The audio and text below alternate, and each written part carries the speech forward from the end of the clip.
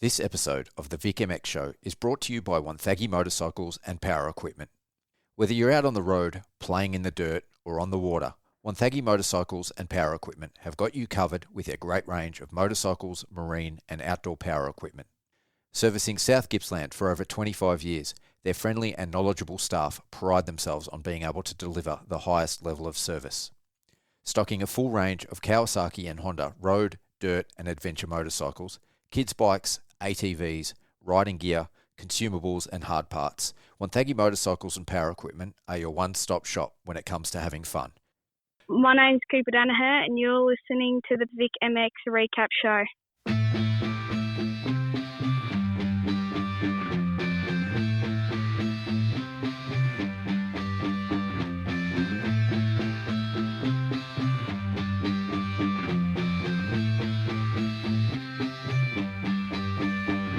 There were times I was lost, dark had fear, couldn't see through the rain. In the end it was clear, hit the fan. I was more than one man who was there to lend a hand. Together we'd stand, always at my back, my guardian soldier. Team pulled together, united we conquer. Blessed is he who in the name of charity carry me when I'm weak, straight through the valley of darkness. Pitch blackness, the heartless, regardless, fear couldn't part us. Thick and thin, there by my side. At times we collide, but in the end we ride. Thick and thin, there by my side. At times we collide, but in the end we ride. We ride, ride, ride, ride. I am my brother's keeper. Keep on holding strong. United we stand, divided we fall.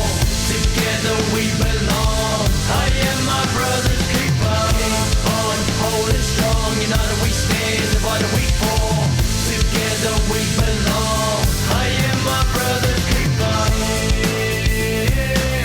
I am my brother's keeper. I am my brother's keeper. Welcome back, Moto fans. We have got another great show lined up for you today. The fourth and final round of the 2025 Junior Victorian Motocross Championship is in the books, having taken place at Ballarat last weekend. Before we get into it, I'd like to give a massive thanks to Wonthaggi Motorcycles and Power Equipment for bringing you this episode, as well as the August sponsor of our motocross and supercross wall calendars, Kimber Constructions. I'd also like to give a massive shout out to our latest partner to join the Mental for Moto podcast, Fastline Suspension. Fastline will be bringing you a whole new range of our Inside the Helmet shows, which is our one-on-one interview style podcast with Australian motocross and supercross racers. Keep an eye out for our next Fastline Suspension Inside the Helmet show, which will drop in a couple of weeks' time. And if you need your suspension set up or serviced in the meantime, drop by the shop in Warragul and see Adam. All right, back to the Victorian Motocross Championship. A little later, we'll be catching up with two of the riders who raced at Ballarat, Bill Rickhuss and Tyler Phillips. But first, joining me to relive the action from the weekend, as usual, Kenny Watts. Welcome to the show, Kenny. Mate, welcome back again. It's good, isn't it? Yep, and we've set up a new audio system, so things are sounding pretty good at the moment. Yeah, well, hopefully I can get through tonight. It sounds like you're sitting next to me. It's that clear, mate. I want to be sitting next to you, Pete. Yeah. I'm glad you're not, actually. I'm glad you're not when you say it like that. All right. Well, we had Ballarat last weekend. I thought it was meant to be a Victorian winter. I was rocking a T-shirt for the whole weekend. It was pretty awesome, wasn't it? Yeah, mate. It was turned on. Not only was the racing hot, but the weather was awesome to go with it. So. Yeah. I love Ballarat, and to finish out the series with a couple of days like that was just sensational. Yeah. They've done. The club stepped it up. Like they probably took a different direction in their track preparation and things like that. So I think what they're doing is the right direction for that club. It's perfect the way it was. The track formed and everything on the weekend was really good. Yeah, totally agree. It was only my second time there, the first time being the Senior Vics last year, which, for me, the track then was unreal too. But yeah, I just love that track. It's my kind of track. It's hard pack. It didn't get super deep and ruddy, but it certainly got rough and somewhat technical, and then mixed in with the elevation, the big uphills, downhills. It's very jumpy. I think it's a good spectator track. It's a good racing track, and it made for some really good battles. Yeah, and I think our riders that are going off to Darwin, hopefully we've given them something that may mirror the elevation that we may see at Darwin. So that paid a little bit into the timing of their round. So, yeah, hopefully it all pays dividends for our riders. Do you know what the surface is like at the track they'll be racing in Darwin? No, I just know it's on a spectator hill. Yep. So, yeah, the only time I went there, was for the presentation, and it was near on dark when I went in there and didn't see anything of that end of the complex. So I've heard a lot said that it's going to be like super, super hot. I really don't know too much about the weather up in the Northern Territory, but is that the case? Is it going to be like 30 to 40 degrees? Like, I think I reckon I done a search for average temperatures in Darwin in September, and it could be in the mid 30s. Yep. But I think the humidity is pretty high. So yeah, that's going to I think our riders will be drinking water for a few days prior, and if they're seen without a bottle of water in their hands walking around, we'll be asking why. So. Yeah. Well, it's a massive experience opportunity for the riders that are going. It's also quite an expensive exercise. We said it on the weekend, but there is a couple of fundraising efforts underway at the moment. You've got a GoFundMe page, and quite a few of the riders have individual fundraising efforts, GoFundMes, and some of them are selling merchandise and other things like I think Nate Short's got some merch as well. So. If you're listening and you're in a position to help out, it would be awesome, because I think none of these guys really planned or budgeted to be going up to the Northern Territory, but it's certainly an opportunity that, we don't want these riders to miss out on. And, it could be your kid next year that gets the opportunity. So, 100%, Pete, because they've signed up for 5 years. So those kids that are thinking, geez, I'd love to be able to do that, they just need to think about it, that, a few dollars here and there this year will help these kids. And it may be, your son next year that's racing up there, and, management's trying to do the same thing to help them get up there. So we just got to try and continue to spread the word.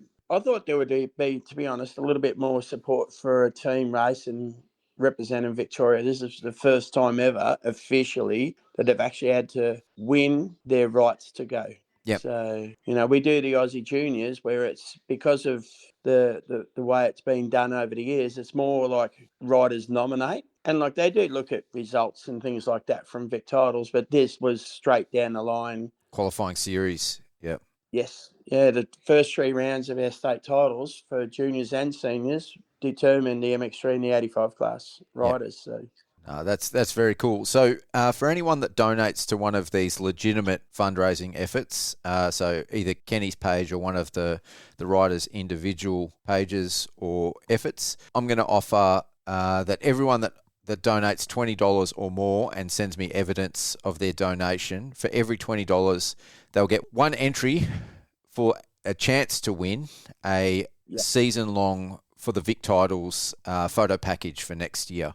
So and I'll do one junior and one senior. So wow, you've just chucked it out there. That's awesome, Pete. Like, hopefully people get on board and either support the kids directly or through the one I'm running, because every cent from that's going to the kids. It's not for Victoria, it's not for MV, it's not for motocross management, and it's not for me. I've already got my tickets, I've got my accommodation, I'm all sorted. But I was going partially to go and watch the GP, but the kids, it wasn't really on their agenda. So if we can help them, I think we should. Yeah. So the other thing that happened on the weekend was we announced our AJMX riders as well. So that was pretty cool, and I think a few of the riders were a little bit surprised, but that was that was awesome. Yeah, we've taken a little bit. Well, I think some of the fact that there was a large amount of nominations because of the location of this year's Aussies Juniors being in Adelaide compared to previously we had Rockhampton, Darwin, and then Western Australia. The likelihood of a family being able to afford to go to Adelaide for a week compared to going to Perth for a week is more achievable and more of a chance of it happening. So a lot more applied, and then we thought we'd just basically we've selected 2 riders from nearly every class known to man. So we've got 20 riders going across in the team, and still I'm only allowed to select 8 from qualifying in that. So yep. And you are the team captain, is that right? Yeah, manager. I thought Kirsty Pachara was going to do it, but yeah, she's had a few little issues with her Winnebago or her Sprinter, and her Caravan hasn't seen the best part of the second half of the season through little mishaps. But yeah, I think she was pretty keen to go across, but yeah, jumped in there again to help the kids out. So. No, cool. And I'll be heading over, so I'll be doing photos and video over there, pending my media accreditation, which I've applied for. So, yeah, I'm really looking forward to it. I love Gilman. It's a fantastic track, and it's awesome for photos. And I haven't done a junior nationals before, so I'm really, really keen. Yeah, I went to the one they had there.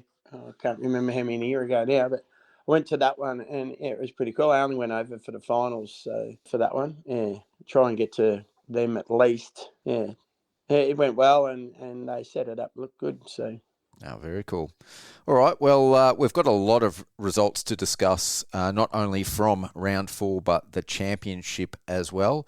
So I have the official information that these are all finalised with the exception of the Div 2 50cc class, which is still provisional at this stage, subject to confirmation. But yeah, let's start going through some of the results, Kenny. After round 3, we already talked about it. We had quite a few of the classes. There was only a few points separating the riders in the podium positions, and that's exactly what you want, sort of coming into a final round of a championship, isn't it? Yeah, 100%. And the numbers were big, which is for the final round is what makes it more interesting because, the riders are vying for points, and then we've got riders popping up that we hadn't seen for a little while coming and trying to mix it up and make them really earn their championship status. So it was good. Well, that was something I had noted to ask you a little bit further down once we got into the results. But when I was going through the results and making my notes, there was a lot of riders that I hadn't seen before and hadn't competed in the championship this year. Quite a lot that also did very, very well and finished in the podium positions for round 4. What brought on sort of all those extra riders coming to do this last round? Are they like Ballarat locals, or have they been out injured, or what's the story? We had a few sneak in for our Western region round there. So whether they came to ride the track maybe it could have been from the hype that you gave it as being your track for photos and everything else. So not really sure. Some kids probably getting to that point. It's just gained that confidence on the bike from racing in their own little series, and let's have a taste at doing one, and then next year we'll do it a lot. So hopefully, Yep. Yeah. Well, I think there was over 300 entries for the weekend, wasn't there? Yes. Yeah. Over 300 bikes. Yeah, competing was awesome. So that's fantastic. Yeah. All right. Let's get into some of the results. And again, if you want to look at the results, get on Speed Hive. We're not going to break down every rider and every result because we'd be here for about 3 days. But we'll definitely talk about some of the standouts and the championship results as well. So we'll start with the 250 A-grade class. Now, this class was a little bit contentious. Penalties decided the overall, which eventually went to Cooper Ford. But on the track, it was Nate Ebick that was on fire. He finished all 3 motos in the lead, which was a change-up. Like he's definitely found some pace for this last round. But unfortunately, ultimately got docked a few positions, I think 10 positions in the second moto for disobeying a red cross flag, which was unfortunate. He was closely followed by Job Dunn, who was also docked for the same infringement in Moto 2, which, gave the overall for the day to Cooper Ford. But it was sort of a shame that the results were tarnished by the penalties because the racing on the track was red hot, wasn't it, Kenny? Yeah, it was. I think the fact that the hotter the racing, and then when you do have an injury, that's, you've got to be switched right on and be in a position to stop if you have to. And it's just something that they pick up on. And it was over the tabletop and out of my vision where that accident happened. But if it was in front of me, I could comment on it. But yeah, it was sort of, I just seen him going into that area and that was about it. So I didn't have any knowledge of what happened out there. I just heard him talking about it later on. So, it's got to be difficult when you're out there racing as well.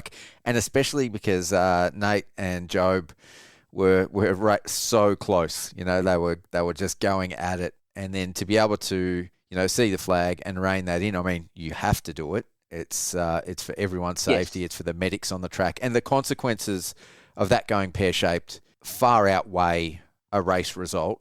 But at the end of the day, like for the riders, it's got to be difficult, when you're in the moment to be able to then rein it back and go back to walking speed. Yeah, flat out racing to get a result and then having to slow down and then trying not to, I don't know, whether you're thinking if I back off too much, he's going to catch up. And if I don't back off enough, I'll get in trouble. And the bloke behind going, if I don't stay with him, he's gaining an advantage. And if I do go with him and he's going too quick, well, the consequences are I'm going to get drawn into the issue that arose. So, yeah. Yeah. And if the bloke behind pulls up really, really it just makes it look worse if the rider in front doesn't pull up quite as much. So it's but the flags are the most important thing we've got 100%. In motocross. Like a lot of the other sports, you're not seeing it. So we need to be. We're going over things blindly and not having any idea of what's on the other side. So we've got to trust the flaggies to be our eyes, and then MA have set the rules to show that how important it is to actually do the right thing in that situation. So yeah, and I mean, there's so much else at stake. Like when you've got medics on the track, for a start, without the medics, we don't have racing. If you scare the medics off, if there's a close call, or God forbid, you actually hit one of the medics, that's going to have widespread consequences, not just for that event, but across the state, across the country. There's going to be insurance implications. It's just something that we need to avoid at all costs, and that's as a community, as officials, as riders. And we've gone to the degree now that we've got paramedics and really good nurses at our events that are trained to look after our riders and look after their pain relief and things like that if that arises. But back in the day, she was St. John's and a Panadol. Now we're looking, and we pay for it. It's not cheap what we're paying. So and it's worth every cent. When your kid gets hurt out on that track, you're going, oh, how good was it to have them people there? That's what you want. Yep. Yeah. No, for sure. Well, like I said, the racing on track was unreal. The penalties aside.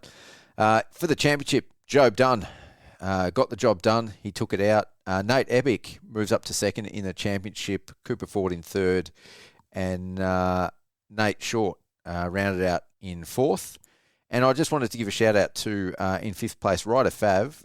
First year in A grade, finishing fifth in the championship. That's a pretty good effort because, that whole row, even beyond these guys, there is some really, really good riders in that A grade class.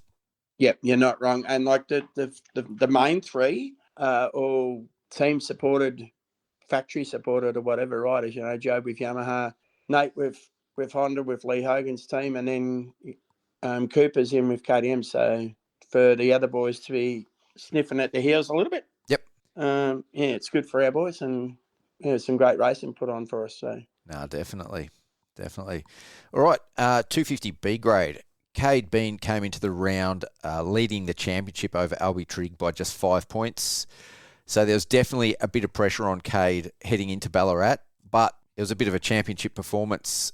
He went 3-1-3 to maintain a 4-point lead over Albie to win the B-grade 250 championship title. So, that's a pretty good, solid ride from Cade. Yeah, and all the boys in that class have stepped it up during the year. At the start of the year, you're thinking, okay, this will be all right. But at the end of it, their performances could have seen them in a good position in A-grade. So.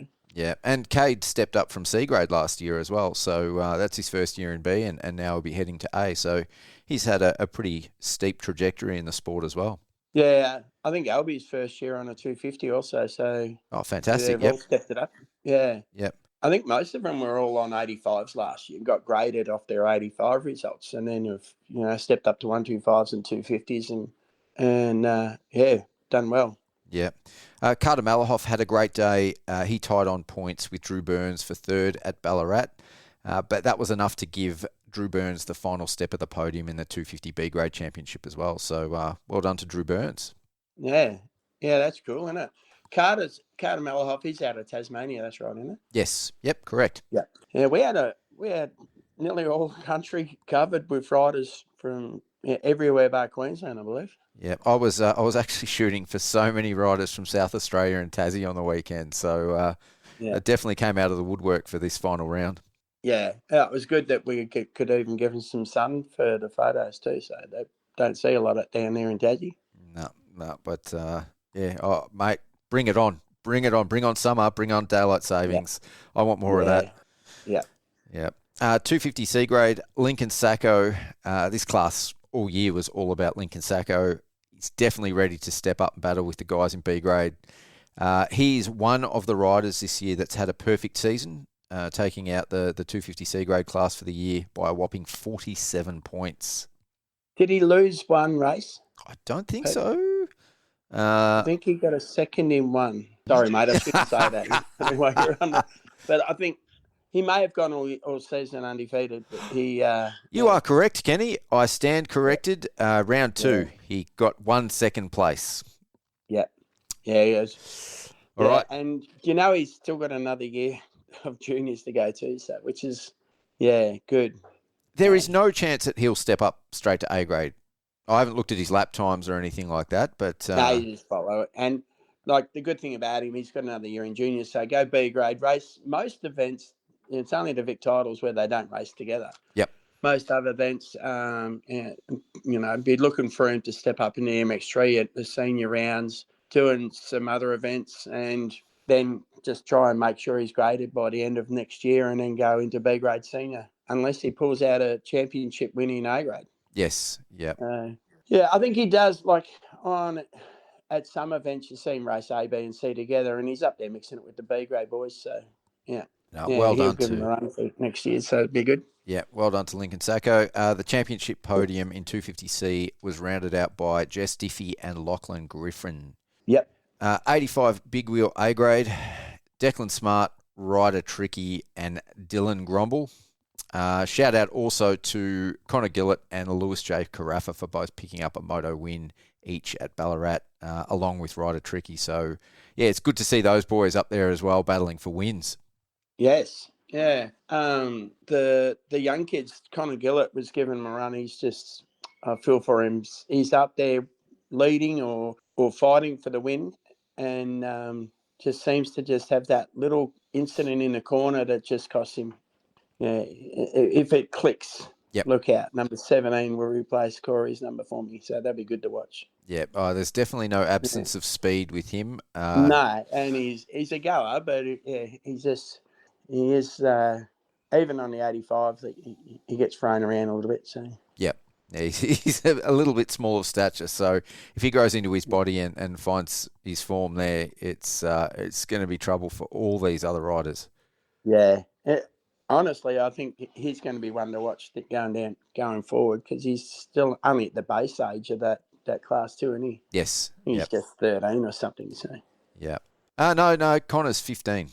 He's 15? Yeah, he's just tiny. Well, look out when he turns 22. He might touch the ground on the bike. I don't know. Yeah. I didn't know. I thought he was a bit younger than that. Anyway. No. He just looks so small, doesn't he? He does. Yeah. No, he's a good kid.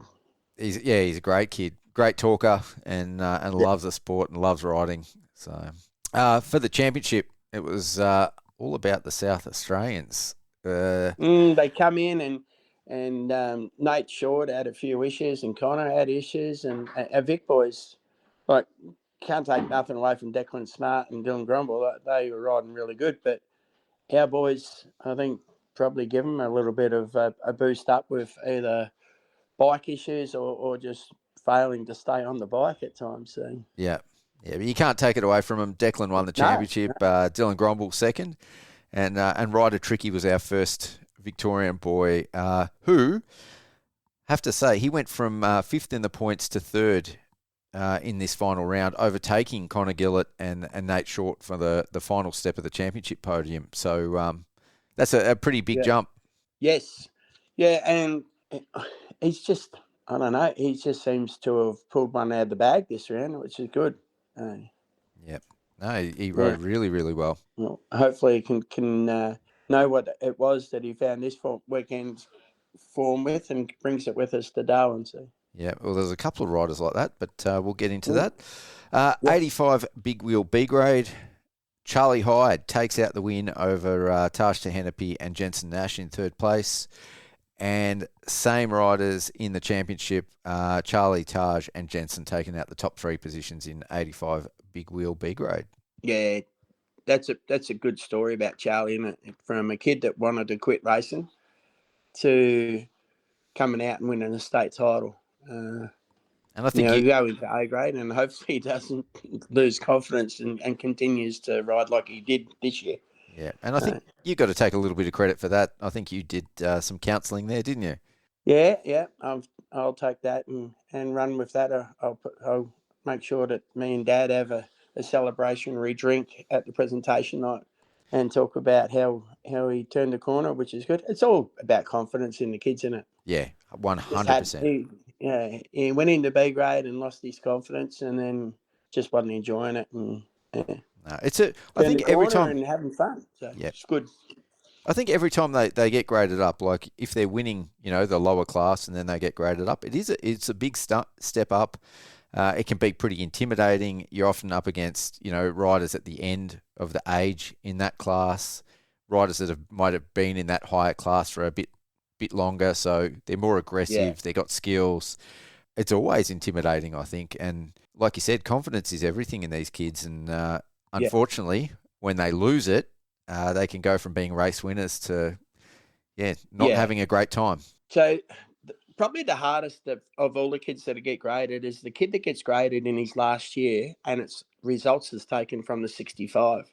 Like that's where he's had his good year on a 65 in his last year. Yep. Then gets graded upper grade, and he's got to go from the 65 where he has been riding, where the form was, to actually having to race an 85 big wheel. That's a massive jump, and that seems to be where you'll see those kids that are the results from the 65 and going from upper grade and up 2 bike sizes. Is there a solution that would work better? There was us looking at your grading would stay if you raced an 85 in your last year of small wheel. Yep. Like if you hadn't raced an 85 and you got graded, you would drop back a grade. That was put on the table and considered. So, but it hasn't been adopted. Well, it was still. I don't think it was completely across the line, but it was discussed. And and if a parent wanted to from that. That's that B grade 65 rider, or that C grade 65 rider that's got graded in his last year. Going to B grade big wheels a big jump. Yes. If they come and see us, we could discuss it. So. Yep. That's good. I think that's right, because it's quite similar to when you see the riders jumping up from an 85 to a 250, going from a 65 to a big wheel. I know they're both 2 strokes, so it's a little bit different, but it's a massive step up. Massive step up. And some of them, they go from a B grade 65 to A grade big wheel. Yeah. And if you haven't raced A grade small wheel, you're not just jumping 1, you're jumping 3. Yep. So it's like up 2 bike sizes and the grade to go with it. It's a big call. And older riders as well. So. Yeah, and you're going in. And some kids, their birthday's on the 31st of December, and they've got to go big wheel the next year. Yep. And then there's other kids, their birthday's on the 2nd of January, and they get a full year in the small wheel class if they're, or 65 class if they're a Conor Gillett build. Yes, yeah. A little fella, and they're not just, not big enough to go to a bigger bike, and then they don't get an option, So, moving on, 85 big wheel C grade class. This was one of our big classes, not quite as big as the 65C, but still a big class. We had 40 different riders having participated over the course of the championship, which was really, really cool. It's great to see sort of that strong participation level at the grassroots. So Jack Andrews takes the round win, going 2-1-2. Who is Jack Andrews, Kenny? They're way out the other side in the Gippsland region. Yep. And I think that was his first round, him and his brother, Max. I met the family, actually. When Jack was racing Saturday, I met Max and the dad, and, nice family, and talked to them. And I don't think I even met Jack on Sunday. He never come up to the tower where I was commentating from. But very impressive. So he rode well. Really good. Yep, he didn't race any of the previous rounds, so he took the win over Travis Sparrow and Rock Reader. It would be Travis Sparrow to take out the championship over Jack Lonigan and Chase McIntosh. Chase is, of course, the younger brother of Zane McIntosh, who's our one of our favourite Pro-MX and Supercross riders. And it's his first year of relatively serious racing. He's been obsessed with footy. And he's put it all together and got a good result, consistent. Yep. A couple of them, he really stood out as like, wow. Yep. Chase is having a dip here. And then other ones just consistently pulling in good results. That's seen him finish third in the championships. That's good. Yep. So one thing I did notice with him, he seems to shine when the track gets really technical and deep and rutted. So I think, as he progresses, if he keeps racing, that'll suit him because, as you get older, the tracks get more technical. Yeah. It's only smooth in practice in most of them, isn't it? So. That's it. Yeah. 125 A grade. So we went into this round with just 1 point separating Cooper Ford and Job Dunn. Cooper went 1-1-2 with Job taking out the final moto. But these kids are on absolute fire, and of course that gave Cooper Ford the 125 A grade championship. Yes, some great racing. Just Job could not buy a start on the weekend. Yeah, he had to work. He's worked so much to get back, to racing with Cooper because Cooper got good starts, and it was interesting. I think the 125 in the last race, Cooper fell off and got back up to second from dead last. That was very impressive, mate. That was a impressive. Great race, yeah. Yep, he saw. We sort of adopted red, Cooper Ford. He's raced his junior career in all our Vic titles, so we sort of adopted him as a Tas Victorian. Yep, Tastorian. Yeah, Tastorian. That's the word we'll go with. That sounds good. Or a Vicmanian. Yeah. I like Vicmanian better, I think. Vicmanian. Oh, good kid. Yeah. He can ride a bike. Yeah. He's just stepped up to them two bikes too, so. Yeah, he can ride just a little bit. Nate Short and Dylan Gromble also went into the round tied on points for third in the championship, but Dylan had an absolutely horror day on the 125 with bike issues and a big crash in Moto 2. So that left Nate to take out third place in the championship. So not the way that Dylan wanted to end. What's that? Did he take out third? I thought they were tied. Finished the championship tied, didn't they? No, there was 26 points separating them. Oh. Yep, Nate Short in third, Billy Clark, Jacob Brewer, and then Dylan Gromble dropped back from third to sixth. Okay, yeah. I thought might have been looking at round three, the results from round three when they were tied. Yes, yep. Yeah, well, they went into the round tied. Yeah. Well, that's cool. Yep. Dylan didn't have a good day. He went out on a spare bike and everything. It wasn't his day on that 125. No, definitely wasn't. But he took it really well. I think he took it like a champ at the end of the day, just for what it was. He wasn't, I'm sure he was disappointed, but he wasn't overly upset. And, he's a good kid, Dylan. Yes. Yeah. No, and he put some good racing in during the year too. So yep. It's sad to finish your season off that way. But anyway, it happens Nate had some shockers at Winton and everybody, It's hard to put 12 races together on 4 different terrain tracks and 4 different climates of whether it's sunny, windy, raining, And then you're relying on mechanical equipment as well. Yeah. And then the human factor. It's racing, mate. That's why we love it and what makes it so exciting. Yeah, you're not wrong. Yeah, never know what's going to happen. 125 B grade. So this class was quite mixed up at Ballarat. We went into the round with Cade Bean and Cody Everett separated by 1 point, but it would be Riley Cuthbertson, Drew Burns, and Saffin Clark taking the honours on the day. So a little bit of a mix-up.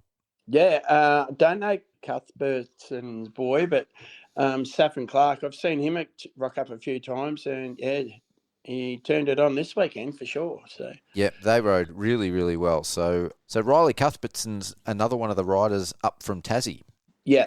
So that's probably why we haven't seen him before throughout the championship. Yeah, I knew I hadn't seen him all year, so that was where's this kid from? So it was good. Yep, solid effort. So Cade Bean finished fourth for the day, and it was enough to take out the championship over Drew Burns by 11 points. Yep. Now, South Australian Cody Everett, not too far behind in third, but it wasn't a great weekend for him. I don't think it went the way that he would have liked it to go. But it was good to still see him finish on the podium in the championship. Again, just like Cade, they've been battling all last year, all this year. They both stepped up together from C grade last year, and it's just been back and forth between those two, and Drew Burns in there as well. So, it's good to see him finish on the podium as well. Yeah, Cody comes over from South Australia. They cruise across all the time, so yeah, you see him at most events. And a special mention to Nellie Fox, who finished sixth in the championship, because there's quite a few riders in this class as well. So that's a pretty solid effort. Yeah, and Nellie, she was mixing it up with them too, So, and then I believe on Monday she was in to have a little bit of tidy up on her knee. Her knee was giving her grief, so they've gone in and just tidied that up on Monday. So riding three different classes. Riding three different classes obviously comes with a bit of wear and tear. Yeah, well, she had a knee operation earlier, and it could have been a bit of scar tissue and anything that was annoying her. So they've just gone in and tickled that. They reckon she'll be good to go in a week. So. Oh, fantastic! Yep. Yeah, so it was just enough to be annoying, but it was. I think she was in a bit of pain on the weekend from racing three classes. So. Yeah. Do you know if she's going to Darwin to race the women's class? No, I couldn't tell you. I don't think she's been invited to that one. No. She's she's in our Vic team to race at the Aussie Juniors. I know that. Yep, and she'll do well over there too. Yeah, I don't think she has been invited, Pete. Yep. Yeah, I think the only real Victorian girl was Emily Lambert from Horsham. So. Yep. I won't say anything, Kenny. I won't say anything. Just snuck that one in there. Yeah. Pretty cool. 125 C grade, Max Andrews, Samuel Thompson, and Declan Filtness. Declan taking out the 2025 125 C grade championship. Junior girls, it was West Australian Michaela Rimbus, so she did have a perfect season. Yes. Nellie Fox, Talia Feltham, and Keely Scott in fourth. So, okay. I'll correct what I said before then. So this is the first of our perfect seasons. Yeah. So, So I got told that Keely was involved in an accident with one of the 125 riders, and she went to pick the bike up. He was stuck under the bike. She went to pick it up, and she lost the balance and dropped the bike back on him. She went to pick the bike up again, and the official ran over and said, "Oh, I'll do it so you don't drop it on him again." It was pretty funny when he's telling me about it. Pretty funny for everyone except the kid on the bottom. The kid on the bottom got belted twice. Yeah. So. I thought that was funny. But yeah, she come down. I had a yak to her mum and her, and they were coming home for school holidays, and I said, I think you should bring the bike and come back and have some racing down here. So they did. Yeah, and they come back and finished the series off, which is cool. Yep. No, very, very cool to see. So hopefully we get a few more of the junior girls step up next year for this class and bump up the numbers a bit. Yes. Yeah, there's girls in around. We just got to try and convince them that do the Vics and, fly the flag for the girls. Yep. In saying that, the girls didn't mind racing with the C grade 125 boys. Yep. They found, like Talia Feltham said, she enjoyed it. It gave her a challenge to race the boys because Nellie was that little bit quicker and Michaela was a little bit quicker again. So those two girls got out in front, and then the leading C grade boys were trying to chase them down and give them some good competition. And then Talia was mixing it with the boys too. So and Keely. So they fit in well, definitely in that sort of mixed class. Yeah, it sort of worked, but and that was only because we didn't get enough girls. We had enough girls, we would have had their own race. But 85 next year, hopefully. Yeah, next year, hopefully that'd be good. Yep. 85 small wheel A grade. So the next of our perfect seasons, and he had two perfect seasons. Mason Ezagalis, Zach Kellett, and Bodie Austin, 1, 2, 3 on the day. Now I have to mention Zach Kellett's ride. Like that was just next level for him. I don't know what he's been eating between, this and the other rounds, but that was unreal to see. He was riding like he was possessed. Yeah, riding really good. And Mason didn't want to make a mistake out there. Yep. You're not sure with Mason whether the other kids are really giving Mason a run or if he's a bit cagey and just make sure if the pressure gets put on, he just turns it up, wick on that little bit more again. Yep, just he's doing a good enough. Rider, Mason, isn't he? Yeah, the Jet Lawrence approach of doing just enough. Yeah, the Connor Gillett just needs to find that happy medium of 95%. Yeah. No, I was talking. Mason can do it, and he's good to watch. Yeah, I was talking to Carlos Mason's dad on the weekend, and I have to say that their approach to racing is very refreshing too. Like their focus is despite him getting such good results and being such a high level, it's about having fun. And I think at this level of racing, that sometimes gets forgotten. So that was really refreshing and good to see as well. And Carlos was cheering on Bodie Austin as well when he was giving Mason a bit of grief. So it's cool, to see that sort of sentiment and that sort of support for other riders. Yeah. Amy and Carlos, lovely couple. So is that the word you say to a bloke and his wife? They're a good family. Yeah, definitely a good family. And they help the support. They not only are actively in the sport, they even sponsor our 85 big wheel classes. So yeah, and quite a few of the other riders as well. There's quite a few riders getting around with the EZE branding on them. So they obviously help out quite a few of the other riders too. Yeah. No, that's good, isn't it? Yeah. Definitely. 85 small wheel B grade. Miles Ardern, Cruz Ebden, and Leyland Myers. 1, 2, 3 on the day. Yes. In the championship, though, it was Cruz Ebden, Miles Ardern, and Max Laguirre that took out the championship. Now, we had Cruz on last time, and he said he was going to smoke him. But Miles Ardern unfortunately got the better of him in this round. But, Cruz had the last laugh taking out the championship. Yeah, and Leyland Myers, he that's his first time here too, isn't it? I don't know. I don't think I've called his name before. So yeah, it was his first time in the championship this year. Yeah, I thought so. Yeah, he rode really good here in Ballarat. So yep. Yeah, I actually, for some reason, had the impression that Cruzy was a bigger boy, and then I seen him on the podium a lot closer, and thought he's not that big at all. Actually, I thought he was a big, solid lad, muscly, big boy, but no, he's just a normal size kid. For some reason, I had that impression he was bigger than that. Yeah. Don't know why. No, another super nice kid too, and it's good to talk to. Yep. Yeah. 85 small wheel C grade. Now, a familiar name here if anyone missed it. So, River Taylor took out the win. Riley Wheeler, Cade Marshall, and Attila Manson in fourth. But that Taylor name rings a bell, Kenny. Does it sound familiar to you? It does to me. Look, this is when I come into the sport. His dad was a champion. So he turned up at Ballarat for a Western region, 6 weeks prior to this round. Yep. And won there. And then he's turned up. So he likes Ballarat. That's the first time I've seen him in this environment. And good little rider, isn't he? He's been coached.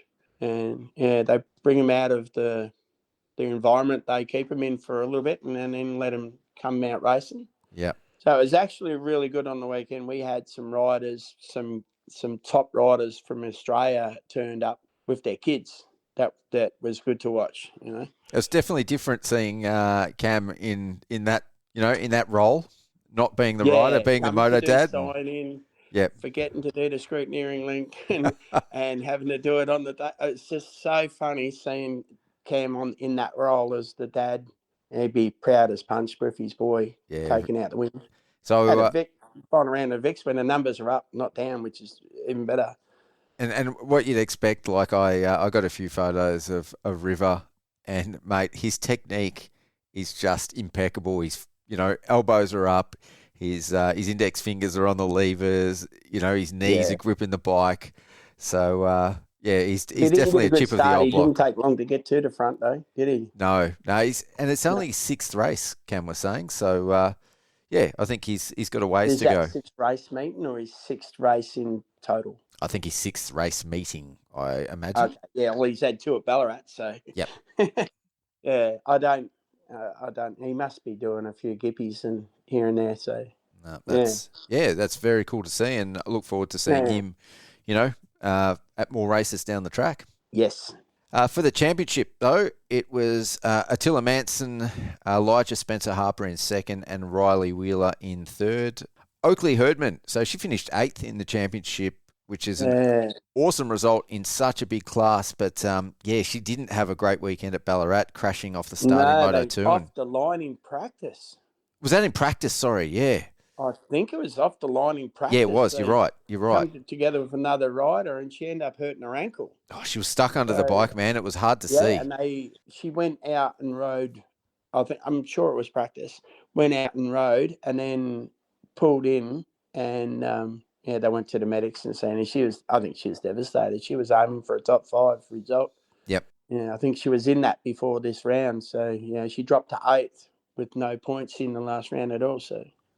Still a good effort, and look forward to seeing her. She's not turned the corner. Like they do a lot of coaching with Emma, and and Tyler's keen to see her, and fully supportive of her riding, and she's a good girl. Tyler's opening up Rimney Park, which is a new ride park out near Ararat. I think it's about 20 minutes from Ararat. So they're going to be open 7 days a week, apparently. I was talking to Tyler on the weekend. So I think Oakley's going to be getting lots of practice in too. So expect big things from her over the next few years if she keeps at it as Emma well. lives down that way too. So she might get a little bit more coaching time. Yep. Yeah. Yeah, that'd be good. 65 A grade. Mason Ezagalis, Lucas Poole, and Bodie Austin again. Brax Chittleburra tied on points for third at Ballarat with Bodie Austin, though, which was good for him. Yes, that's cool. Yep, especially because they're the, what do you call them? The usual suspects. always up the front. Yep. Yeah, so Mason, that makes the second of his championships undefeated. Yep. Yeah. So, what will we see him racing next year? That'll be his last year on the 65 now, won't it? Well, he'd probably step up. I don't know how old Mason is. I could probably check, but because there was a thing I went out. I think he's 12. He's 12, so he'll be going big wheel next year. So. Yep.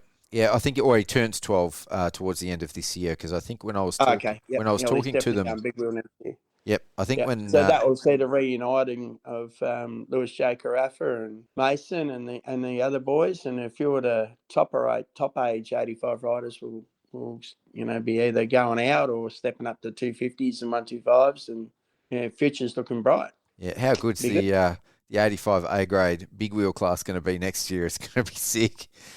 It is going to be, yeah. I think a lot of our classes are going to be good next year with the elevation of some riders and some more confidence in the riders from this year too. So 65 B grade, Miles Ardern, Cruz Ebden, and Max Laguirre. Again, Cruz takes out another championship in this class over Max Laguirre in second and Miles Ardern in third. So again, three other strong riders that I'm assuming, Kenny, will they all go to A grade next year? Yeah, there's enough riders. You can already say that's going to happen. Yeah. Yep. Yeah. It's only them classes where there's, 4, 3, 6. They're the ones where it doesn't guarantee it. Sometimes you'll look at it and there can be riders that race and get a podium and have not had a race win. Yes. And that's where you've got to be so careful. You don't just chuck the podium getters up. You still got to look at their consistency over a series. It could be just the fact that they've raced every round and the others haven't. Yep. Wreck their career. You want to try and help it blossom. So for sure. 65 C grade class. Now this was a huge class. I think. Did we have a full gate? It's pretty close too. We had 39. We had too many, but some didn't turn up, and then one had bike issues. So we ended up bringing 2 riders that we actually had no option, but they entered B grade initially, and then they both came back down. One of them being River Taylor, and the other one was a young kid, McConaughey, that stepped back into the C grade class and raced in that. And then we ended up with one empty gate. I'm going to call that a full gate. 39's a full gate. Close Yep. enough. Yeah. So River Taylor took it out. Too many initially, and then it ended up, perfect. Yep. So River Taylor took it out. Elijah Spencer Harper in second, and Trey de Groot in third place. So that's good for Trey. Didn't have such a great day on Sunday on the 85, but got on the podium on the 65, which was cool. Yeah. For the championship, it was Elijah Spencer Harper that took it out over Riley Wheeler and Jimmy Begbie. So Jimmy, yeah. Yeah, Riley led the championship by 2 points coming in over Elijah Spencer Harper. So, Elijah Spencer Harper pipped him at the line.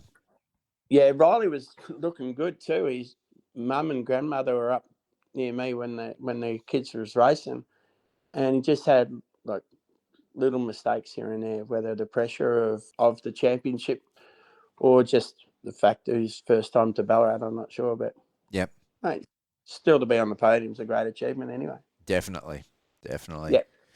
And finally, the little guys, Div 2 50cc. So, as I said at the intro, these results are still provisional. But on the day, it was Tyler Phillips, Ollie Threadgold, and Cade Chittleborough in that order. So 1, 2, 3. And assuming that the round results stay as they are, it will be Tyler Phillips over Ollie Threadgold for the championship. So coming into the round, Ollie led Tyler by 1 point, and the win at the final round, assuming it all stays the same, will give the championship to Tyler Phillips. So I think whatever happens in this championship, if those boys keep racing from the battles they had this year and throughout the whole championship, there's going to be a rivalry there that could be one to last the ages, I think. Yeah. Young Ollie races in B grade on a 65 too, and goes pretty good in that. So yep. Yeah, but they had some amazing battles. By the kids, a lot of the kids, and as I said earlier, like with parents bringing kids into the sport, it was good to see some of the young kids racing there. Rory McKirch's young fella, Jager, and then there was Murphy and young Levi Jones Haig. Like, there was heaps of kids coming in that their parents used to race, or some still do. So that was good. Oh, that's always dangerous. Those kids are going to be fast. Yes, it's always the way. They just full throttle and it's some good racing from the whole lot of them. So good to see. And for the championship, shouldn't go without saying Parker Matthews in third for the championship. So when I photographed the championship for the first time last year, Parker Matthews was just sort of one of the tiny little kids on the 50s. And this year he's had a growth spurt and obviously found some form as well. And found his form on the 50 and ended up third in the championship, which is cool to see that progression. Yeah, I spoke to him actually about, he started off like a house on fire and then dropped off a little bit in the middle and come back strong again. So, that was good to see. Yeah. No, definitely. Good seeing the young kids. When you see some form and then it goes missing for a bit, to see it come back again, it's good. It's good for the family and good for the kids that whatever it was, whether it was a niggling injury or a little bit of bike issue that didn't get the results during the year, but then to see him finish off like that was pretty cool. Most good. Definitely. Yeah. And next up now, this coming weekend, we've got the final round of the seniors at Colac. So, the fun doesn't end, Kenny. No, and the numbers are similar to round 3, which means we didn't the numbers have dropped off from round 1 and 2 because, the Primex national rounds at Wonthaggi and Traralgon, and then we went out to Horsham and the numbers had dropped off for that round. But they've maintained their numbers for this final round. So. Oh, that's good. Yep. Which is, because it was concerning earlier, I think, because you always sort of expect the final round to drop off. And I think that was the way it was put into the series back in the day, that if we have 3, the numbers drop off in the third round, it's hard to cover costs. But if you are prepared to ride off the fourth round a little bit, the third round still gives you that good numbers and everything to help things get going and maintain a good series. So just glad we get it up and over and done with. And presentation's only 3 weeks later. So and him at Melton again. Yeah, looking forward to that. And I'm looking forward to Colac. I mean, I'm not looking forward to the weather at this stage. They're forecast a little bit of rain, but it's an awesome track to shoot, and it's a very good track for racing as well. So, and of course, we were meant to be up at Cobram, so thanks to the Colac Club for stepping up and sort of hosting this one at the last minute. I've had photos sent from Cobram. It's still underwater now. So. Oh, really? Yeah, they've just it's more low parts of the track that's caught the new committee out a little bit by. Because every time you have a good race day, most bikes take home a bucket load of dirt with them. Yep. And you lose a little bit of dirt here and there, and then all of a sudden the water won't run away, and it's caught them out. But we've all been in that situation when you're a volunteer and you get chucked into being track maintenance, and you're either a truck driver or a spray painter or mechanic or a farmer. Well, not a farmer. Farmers seem to be able to judge their soil management better than anyone else, but. Yeah, you chuck a plaster in charge of a track maintenance, and then you get caught out, and it's no different. Every club's had the same boat, but unfortunately, new committee for them, and they've had to drop around. So. Yep. No, well, it happens, and hopefully they'll be back again next year. For Colac, I know talking to Jason Morley on the weekend that they were desperately still seeking a few flaggies. So if you're listening and you're in a position to do so, to volunteer and be a flaggie for the weekend, that would be absolutely unreal. If you're a rider and you know someone or you can bring someone with you, get in touch with the club or with the MVMX committee and put your hand up because... Jason's put his number out there everywhere, trying to get support. They run a region for us not long back, and it was a great weekend, and it had been raining that week and everything else. But the track was perfect. It was mint. And then, this weekend, they had a little bit of rain on Tuesday. We got a lot more than what they did, but they got a bit on Tuesday, which probably helped them. And then, we get, they're saying 1 to 5 Friday. Yeah. I reckon even 5 mil on Friday. Early Friday would be good. Let's soak in, and then if we get a skippy shower, go through a couple of times during the day, we'll get away with it.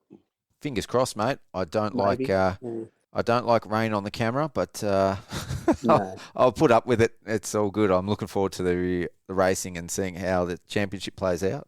Yeah, and there's still some classes up in the air. So, and the MX3 boys, this is a good head out for them before we head off to Darwin. So, as we said earlier, we don't know. We know there's a little bit of elevation in Darwin, and we don't know what soil they'll bring in to do it.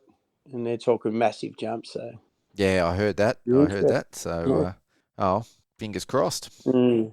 Yeah, and I don't know. There was a thing came out today about wildcard riders having to wear the body armour for MXGP, MX2 and MXWs. We've all got to wear body armour for the FIM. So, that's one of the FIM requirements, yep. Yeah, and we've only got to comply with our MA ruling, but next year it's body armour all the way around. So, is that under MA next year? Yep, yeah, it's coming in next year. It was meant to be in about 4 years ago, but the importers reckon they didn't have enough body armour in stock and availability for them to bring it into Australia. So it got pushed back a few times, but yeah, it's coming in next year. So yep. Oh, that's good. I mean, it's got to be better to have these riders protected than not. So anyway, like it doesn't matter. You have a look at Kyle Webster. They have a picture of him showing all the safety stuff that Kyle wears. Yes. Like they've split his body in half, and it's got on the outside showing his jersey and whatever else, and on the other side the body armour and everything else that he wears. The knee braces, the shorts, yep, the whole lot. Yeah. It's it's nobody's Superman at 16. That's that's what I said. I've said that right along with my boys. If you ain't wearing body armour, you ain't riding a motorbike. So yeah, Corey still wears it now, and I said the same with my kids. On the bike again. Yeah. No, for sure. Alrighty, I better get on to these interviews. We've got some interviews. Yeah, good luck with them. Yep. Once again, thanks to Wonthaggi Motorcycles and Power Equipment for coming on board. Pete, thanks very much for the podcasts and everything you've helped out with motocross management this year. Hopefully we can finish it off this weekend with a great weekend. And once again, thanks from all the riders, Pete. Thanks very much for what you do for our sport. We love it. Thanks very much. Thank you so much, Kenny. I absolutely love it, and I will see you on the weekend. Righto. See you, buddy. All right, our first guest on the podcast tonight is Tyler Phillips. How you going, Tyler? Oh, okay. Oh, that's good, mate. That's good. So before we get started, just tell me whereabouts are you from and how old are you? I'm from the Philippines and I'm 9 years old. You're 9 years old, but you're living in Victoria, aren't you? Yeah. Yeah, the Philippines would be a long way to travel to Ballarat. Yeah, it would. It would. So what classes did you race at Ballarat on the weekend? 65cc C grade and 50cc Division 2. Oh, fantastic. So we'll start with the 65 C grade class because that was the one that raced on Saturday. Yeah, tell me a little bit about your day. We had a good first race, an okay second race, but not really a pretty bad third race. Is this your first year racing the 65 as well? Yeah, it is. Yeah, it's a fairly big bike. How do you find racing the 65? It's pretty hard to control. Yeah, and what about the other riders in the class? It's a massive class. I think you guys had a full gate, didn't you? Almost a full gate. I'm pretty sure we had 38. The other riders were they were fast as. Yeah, there's some very, very fast riders in that class. And on the Sunday, you raced the 50cc, which is sort of your main class. So the results at this stage, I think, are still provisional. You did really, really well. I think you went 2-1-2. But tell me about the day from your perspective. It was okay. It was very rough and ruddy. It was. Have you raced at Ballarat before? Yeah, I think I've raced. I'm pretty sure I did a Western round there. Oh, yeah. And do you like the track? It's very fast. It's got some big hills and some big jumps, hasn't it? Yeah. Yeah, it got pretty sketchy at the back section with the table. It was like a wall jump. It was supposed to be like it's like a wall jump, like step up. It was it was pretty sketchy. Yeah. Are those big jumps scary? Do you know the one before the finish line? Yes. That was pretty hard to get on the 50. I couldn't even get it. I cased it once, but I didn't want to get the whole entire thing because I would go over the bars. Oh, is that because it's going uphill? Yeah, it's going uphill and it's like you could slow down before the corner And get a good run into it? Yeah. Yeah. What about the tabletop in front of the spectator area? That one's pretty big too. Yeah, it was. Yeah. And the other bit that I thought looked pretty challenging was that big downhill after the step down. That got really, really rough through there, didn't it? Yeah, it got very rough. Yes. You had some really good battles, not just at Ballarat, but all season. You battled a lot with Ollie Threadgold. I think he won 5 of the first 6 races, but like at the second half of the season, you came on really, really strong. And you won a lot of races through the second half of the season. What was different in the second half? Like, where did that improvement come from? I don't know, really. Maybe more riding. I don't know the rest. Yeah, twisting. Maybe more twisting the throttle. Yeah, that's what I was going to say. You definitely looked like you were, riding pretty possessed. You were riding really, really well through the second half of the season. I mean, you were riding well in the first half as well, but there were some big improvements. So which was your favourite track this season? Probably my favourite track, maybe. I'm pretty sure I like Winton a lot. Yeah. It's more like... Sorry, go. It's more like flat and you can be like wedged. Yeah. So did you guys race on the Saturday at Winton on the 50s? Yeah. Yep. So you missed the mud. Would you have raced the muddy day on the 65? Yeah. Yeah, I did. I came second. Oh, wow. Do you like riding when it gets sort of muddy and challenging and really deep? I'm good at the mud. Yep. And some other conditions, I don't really know the other conditions I'm good at. But I'm good at mud. Yep. So did you win on the 50 at Winton as well? Yeah. Yeah, you did. So you obviously like the fast hard pack tracks. Yeah. That track was sort of tan barky and all that stuff. Yeah, it was. They put a lot of bark in it. I thought it was a lot better this year. They had a race out there for the senior Vics last year, and this year it really was fantastic, especially on Saturday. What's your plans for next season? Do you get to do another year on the 50s, or are you up to the 65 next year? Yeah, I'm up to the 65. Maybe at the middle of the year I might race 85. Oh, fantastic. So go up to the small wheel 85? Yeah. Yeah. Have you been riding an 85 at all? I haven't rode one before. Not yet, no. So that's another big step. That's another big class, that 85 C grade class.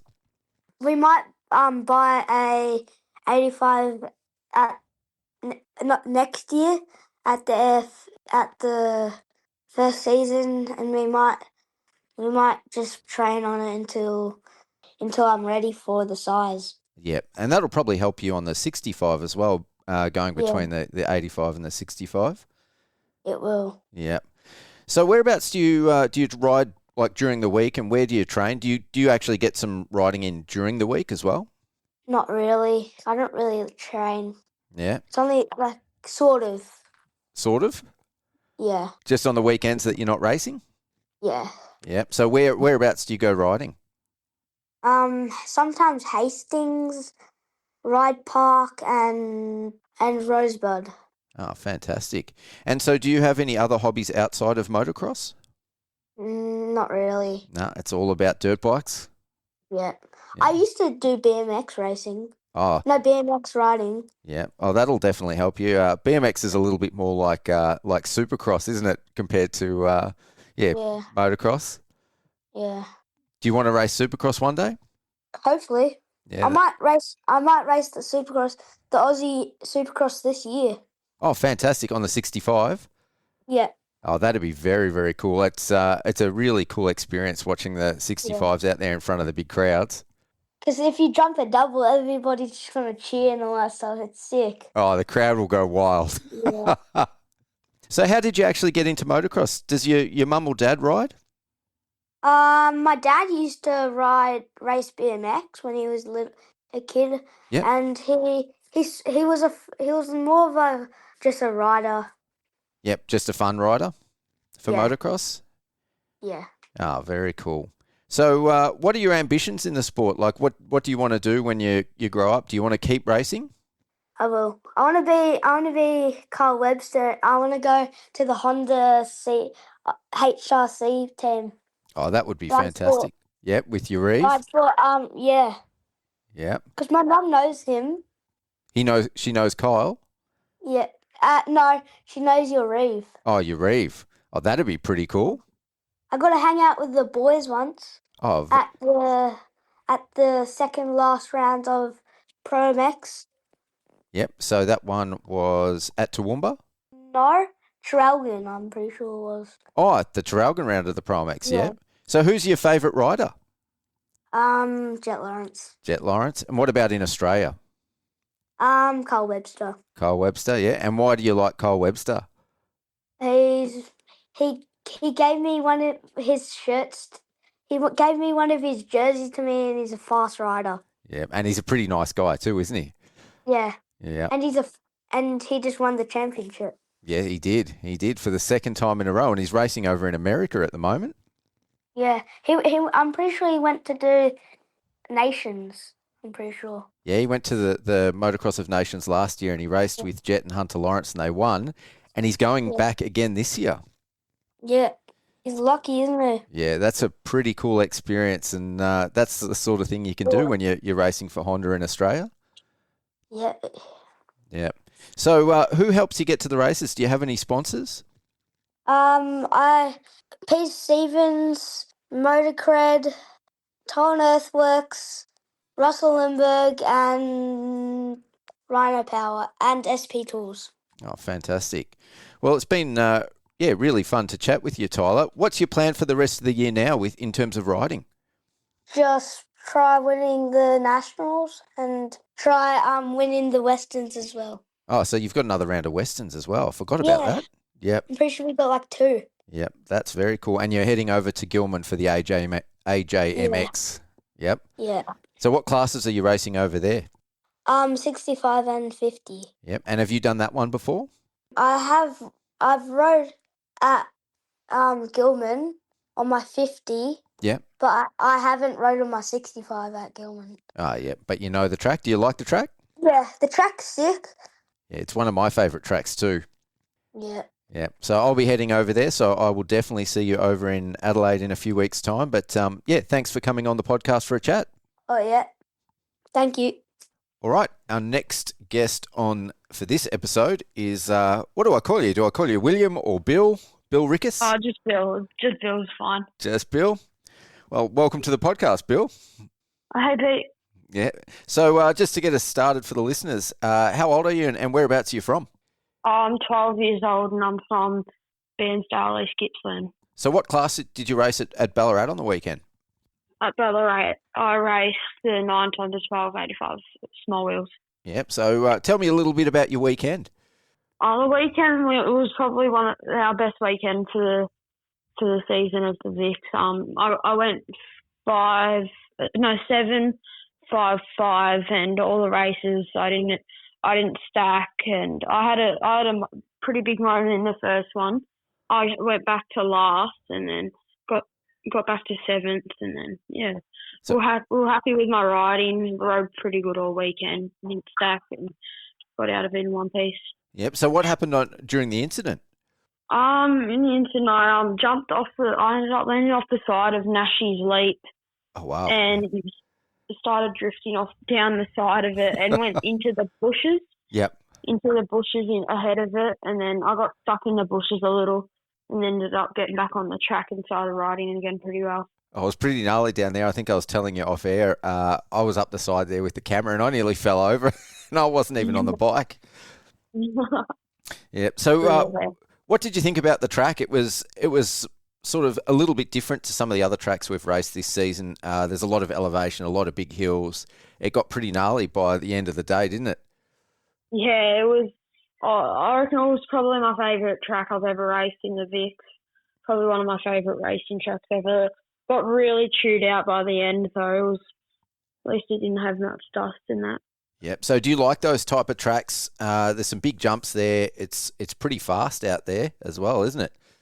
Oh, yeah, it's awesome. I'd normally rather sand tracks a bit more. I can just kind of hold it wide and, like hope for the best, kind of. Yep. But then that's normally where I'm a bit better on sand tracks. We train there every week and, yeah. So whereabouts are you training, just to digress a little bit? Oh, NX111 Park. So it's like Lindenau. It's about half an hour away from us. Oh, yep. So back to Ballarat, like I said, there's some big jumps there. I have a sneaking suspicion that jumps are one of your favourite things with motocross. Would that be right?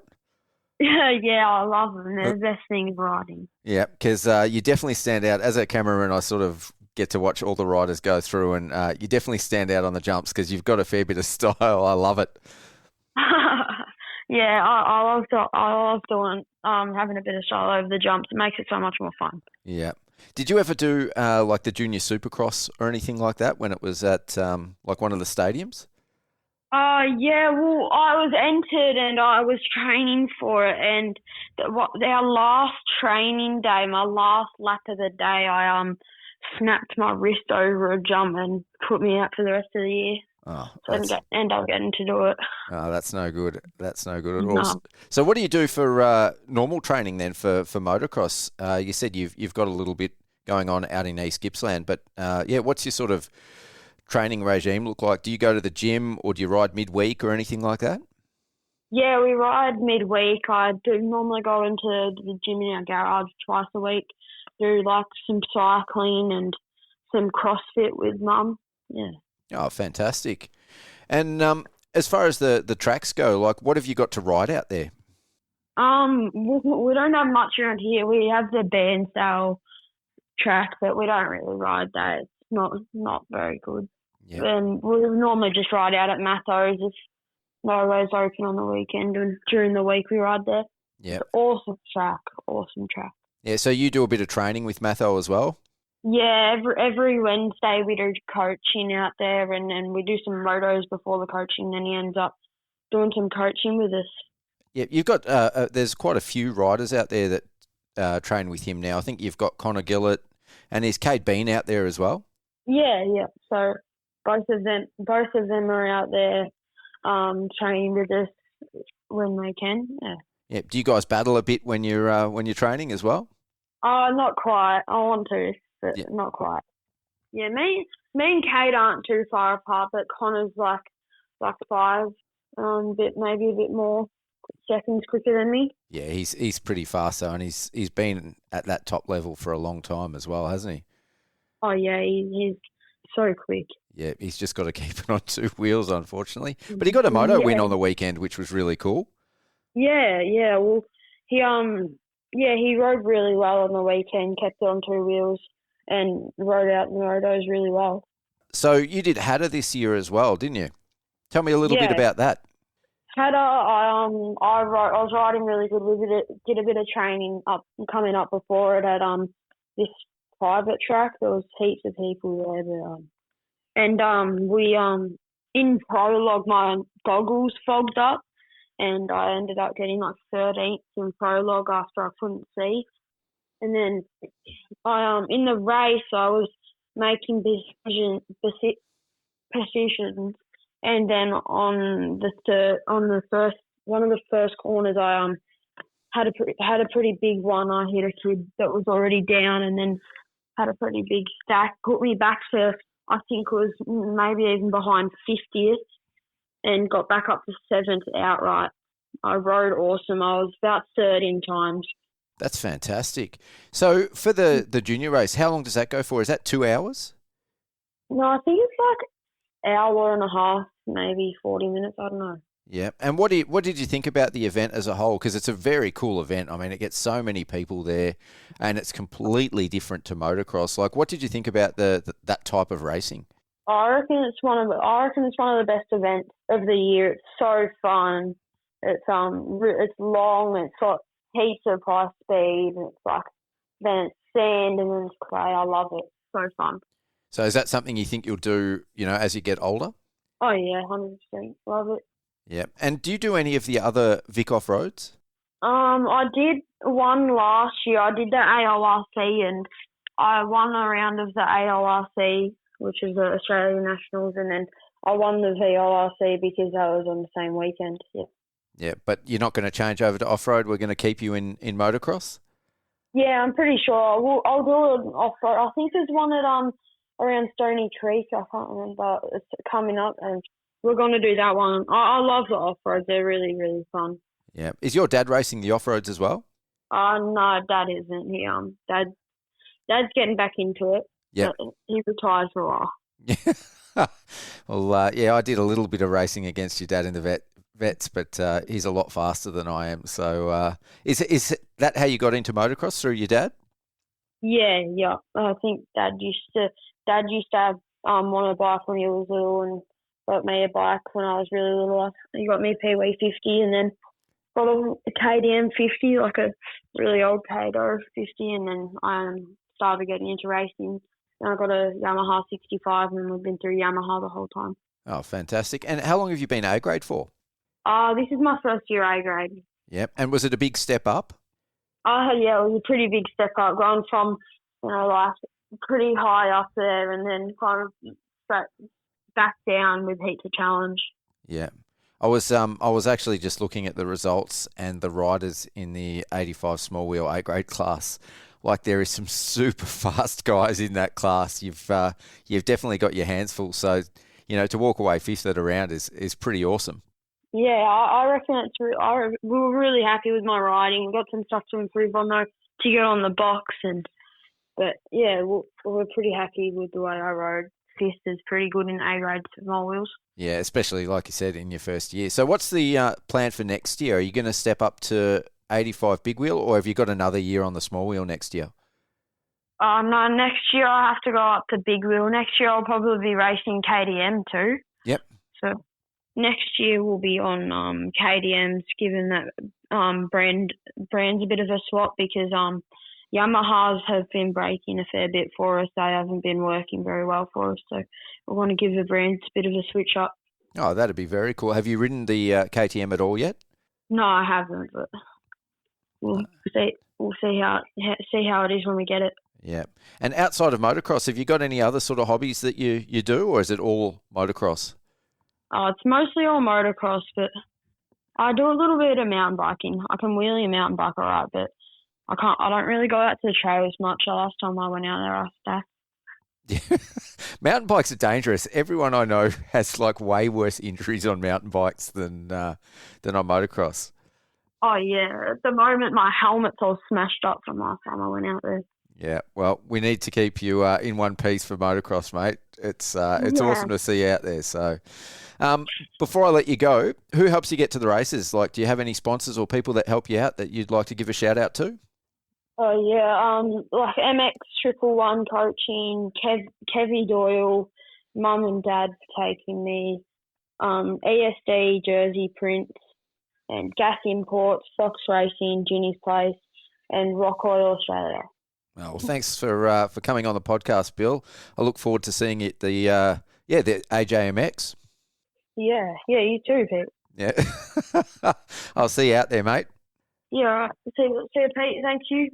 And that brings us to the end of this episode of the Vic MX Show, brought to you by Wonthaggi Motorcycles and Power Equipment. If you like this episode, don't forget to give us a positive review on your preferred podcast platform. Make sure you subscribe to Mental for Moto and turn on your notifications so you don't miss out on the next show. I'd like to say a massive thanks to Kenny Watts for joining me again to co-host, as well as our guests for this episode, Tyler Phillips and Bill Rickhuss. A shout out also to the August sponsor of our motocross and supercross wall calendars, Kimber Constructions. And don't forget to keep an eye out for our next episode of Inside the Helmet, presented by Fastline Suspension. And most of all, thanks to you guys for listening. On behalf of Mental for Moto, I've been your host, Pete Wolf. Until next time, see ya.